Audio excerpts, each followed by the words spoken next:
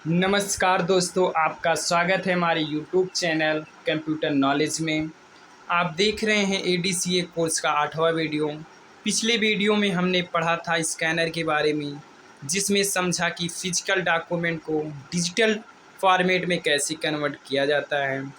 आज के वीडियो में हम जानेंगे प्रोसेसिंग यूनिट के बारे में, जैसे हम CPU भी कहते हैं। CPU को कंप्यूटर का ब्रेन कहा जाता है, क्योंकि ये ही सारी प्रोसेसिंग करता है। चाहे कैलकुलेशन हो, डाटा को समझना हो या किसी इंस्ट्रक्शन को एग्जीक्यूट करना हो। इस वीडियो में हम समझेंगे CPU क्या होता है, इसके main parts ALU, CU and MU। CPU का काम कैसे होता है और क्यों ये कंप्यूटर के लिए इतना इम्पोर्टेंट है। तो चलिए शुरू करते हैं। प्रोसेसिंग यूनिट, जिसे हम CPU भी कहते हैं। CPU हमारा 3 प्रकार से है। पहला ALU, दूसरा CU, तीसरा MU। ALU का फुल फॉर्म होता है अर्थमेटिक लॉजिक यूनिट, CU का फुल फॉर्म होता है कंट्रोल यूनिट, MU का फुल फॉर्म होता है मेमोरी यूनिट और CPU का फुल फॉर्म होता है सेंट्रल प्रोसेसिंग यूनिट। देखेंगे MU हमारा 2 प्रकार का होता है। पहला प्राइमरी मेमोरी, दूसरा सेकेंडरी मेमोरी। प्राइमरी मेमोरी 2 प्रकार से हैं। पहला रैम, दूसरा रोम। रैम का फुल फॉर्म होता है रीड ऑनली मेमोरी, रैम का फुल फॉर्म होता है रैंडम एक्सेस मेमोरी। रोम का फुल फॉर्म होता है रीड ऑनली मेमोरी। फिर देखेंगे रैम हमारा 2 प्रकार से है, yes RAM and D RAM. Yes RAM मतलब स्टैटिक्स रैम, डी रैम मतलब डायनेमिक रैम। फिर देखेंगे हमारा रोम 3 प्रकार से है। पहला पी रोम, दूसरा ईपी रोम, तीसरा double EPROM. Secondary memory हमारा 4 प्रकार से है। पहला HDD, DVD, CD, pen drive. अब हम आगे देखते हैं CPU क्या है। CPU क्या होता है? CPU का full form central processing unit. CPU को कंप्यूटर का दिमाग कहा जाता है। यह हर प्रकार की क्रियाओं को नियंत्रित करता है।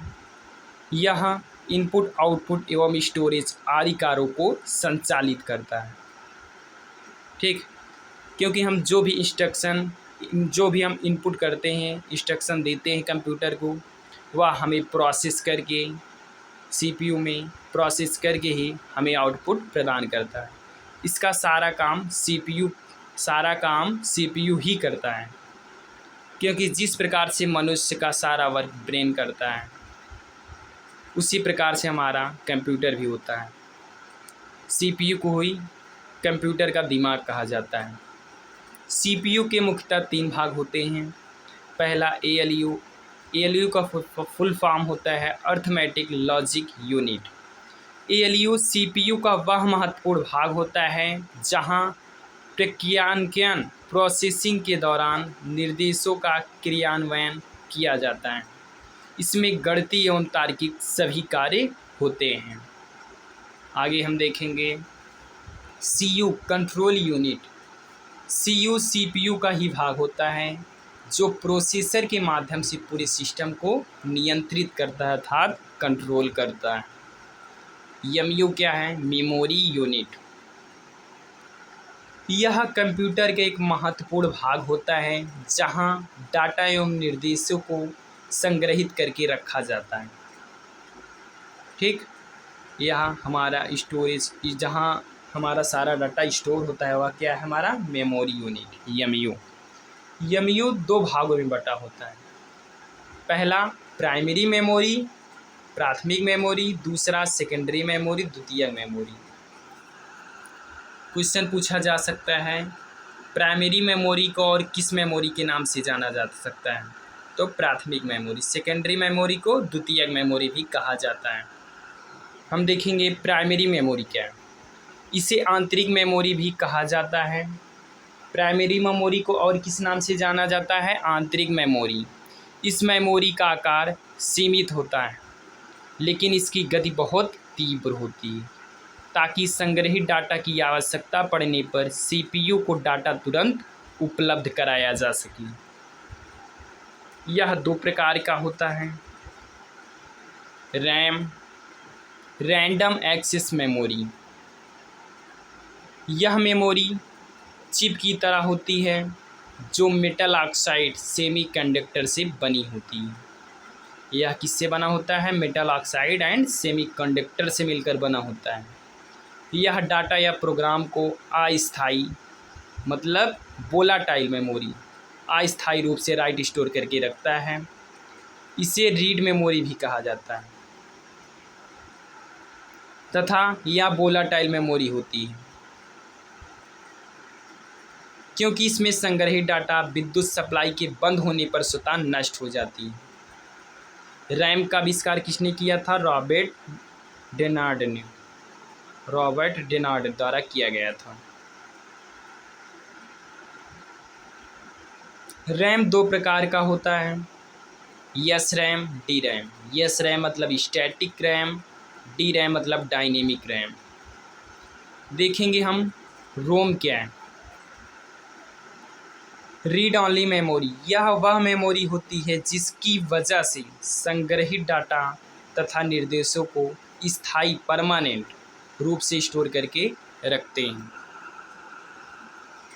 ठीक, रैम हमारा जो होता है वो अस्थायी रूप से स्टोर करके रखता है तथा यह स्थायी रूप से स्टोर करके, यह परमानेंट और यह टेम्परेरी, यह टेम्परेरी डाटा स्टोर करके रखती है। क्योंकि हमारा अगर विद्युत सप्लाई बंद तो हमारा सारा डाटा बंद, ख़त्म, और ये हमारा परमानेंट राइट स्टोर करके रखता है। इसे नॉन वोलेटाइल मेमोरी कहा जाता है। ठीक, रोम को नॉन वोलेटाइल मेमोरी कहा जाता है तथा रैम को वोलेटाइल मेमोरी कहा जा सकता है। क्वेश्चन पूछा जा सकता है कि किसी वोलेटाइल मेमोरी कहते हैं, किसे नॉन वोलेटाइल मेमोरी कहते हैं। ठीक, इसमें संग्रहित डाटा को केवल पढ़ा ही जा सकता है, डाटा में किसी भी प्रकार का परिवर्तन नहीं किया जा सकता है। रोम में स्टोर प्रोग्राम को BIOS basic input output system कहा जाता है। ठीक, इसमें डाटा को कैसे रखा जाता है? रीड करके, क्योंकि इसमें पढ़ा जा सकता है बस, और इसमें राइट स्टोर करके रखा जाता है डाटा को। रोम निम्न प्रकार के होते हैं, P ROM, EPROM, EEPROM। P ROM का फुल फॉर्म होता है प्रोग्रामेबल रोम, EPROM इरेजेबल प्रोग्रामेबल रोम, EEPROM इलेक्ट्रिकली इरेजेबल प्रोग्रामेबल रोम। आगे हम देखेंगे सेकेंडरी मेमोरी क्या है। सेकेंडरी मेमोरी के और किस मेमोरी के नाम से जाना जाता है? इसे सहायक स्मृति एक्सिलरी मेमोरी भी कहा जाता है। इसमें संग्रहित डाटा विद्युत प्रवाह के बंद होने के बाद भी सुरक्षित रहता है। सेकेंडरी मेमोरी में विद्युत सप्लाई के बंद होने के बाद भी हमारा डाटा सुरक्षित रहेगा, इसलिए इसे क्या कहते हैं? Non volatile memory. यह कंप्यूटर में बाहरी एक्सटर्नल रूम से लगाया जाता है। यह ज़्यादा से ज़्यादा डाटा स्टोर करने की क्षमता रखता है। यह कई प्रकार के होते हैं। पहला HDD हार्ड डिस्क ड्राइव। इसका आविष्कार 1954 ईस्वी में रेहॉल्ड V जॉनसन द्वारा किया गया था। यह मुख्यतः पर्सनल कंप्यूटर के लिए बनाया गया था, जिस पर यह एल्यूमीनियम धातु की प्लेट का बना था जिस पर मैग्नेटिक पदार्थ का लेप लगा था। इसकी स्टोरेज क्षमता 40 GB, 80, 160, 540 GB होती है। देखेंगे हम CD कम्पैक्ट डिस्क। CD का दूसरा नाम ऑप्टिकल डिस्क भी होता है। ठीक, CD प्लास्टिक का बना गोल प्लेट होता है जिसके ऊपर रेजिन नामक पदार्थ का लेप लगा होता है। इसका व्यास 4.75 इंच होता है। CD में किसी भी प्रकार का डेटा जैसे ऑडियो, वीडियो, टेक्स्ट, चित्र आदि में को संग्रहित करके रखा जाता है। इसकी स्टोरेज कैपेसिटी अच्छी होती है। स्टोरेज कैपेसिटी कितना होता है इसका? 700 से 800 MB। आगे देखेंगे हम DVD digital versatile disc. CD की तरह डीवीडी भी प्लास्टिक की बनी गोल प्लेट होती है। इसमें भी रेजिन नामक पदार्थ का लेप कई परतों में लगा होता है, जिससे इनकी स्टोरेज कैपेसिटी बढ़ जाती है। इसमें डाटा की 2 परतें समग्र किए जाते हैं। एक परत की क्षमता 4.7 GB तथा दूसरे परत की क्षमता 8.5 GB होता है। इसका उपयोग चलचित्र, ध्वनि आदि को स्टोर करने के लिए किया जाता है। आगे देखेंगे हम फ्लॉपी डिस्क। फ्लॉपी डिस्क एक प्लास्टिक का बना वृत्ताकार डिस्क होता है। फ्लॉपी डिस्क एक प्लास्टिक का बना वृत्ताकार डिस्क होता है, जिस पर मैग्नेटिक पदार्थ का लेप लगा होता है। यह मुख्यतः 3 आकारों में 8 इंच, 5.25 इंच, 3.5 इंच में आता है। स्टोरेज कैपेसिटी 1.44 MB होता है। आगे देखेंगे हम मैग्नेटिक टेप। मैग्नेटिक टेप एक प्लास्टिक रिबन पर चुंबकीय पदार्थ आयरन क्रोमियम पैराऑक्साइड की परत लगी होती है। इसका उपयोग डाटा को स्टोर करने के लिए किया जाता था। इसका use banking, audio, song recording cassette के रूप में किया जाता था। मैग्नेटिक टेप का उपयोग बैंकिंग, ऑडियो, सॉन्ग रिकॉर्डिंग के कैसेट के रूप में किया जाता था। मैग्नेटिक टेप 2400 से 3600 फीट पॉलीस्टार का बना होता है। इसे रील में लपेटा जाता है। आगे देखेंगे हम पेन ड्राइव क्या। पेन ड्राइव एक ऐसा स्टोरेज ड्राइव है जिसका इस्तेमाल फाइल को ट्रांसफ़र करने के लिए किया जाता है। इसे द्वारा एक लोकेशन से दूसरे लोकेशन में ट्रांसफ़र किया जाता है। कॉमनली USB फ्लैश ड्राइव भी कहा जाता है। इसे क्या कहा जाता है? कॉमनली USB फ्लैश ड्राइव भी कहा जाता है। यह एक पोर्टेबल डिवाइस है, जिसका मतलब है कि इसे आसानी से ट्रांसफ़र किया जा सकता है एक लोकेशन से दूसरे लोकेशन पर। इसे USB पोर्ट के द्वारा कंप्यूटर में कनेक्ट किया जाता है।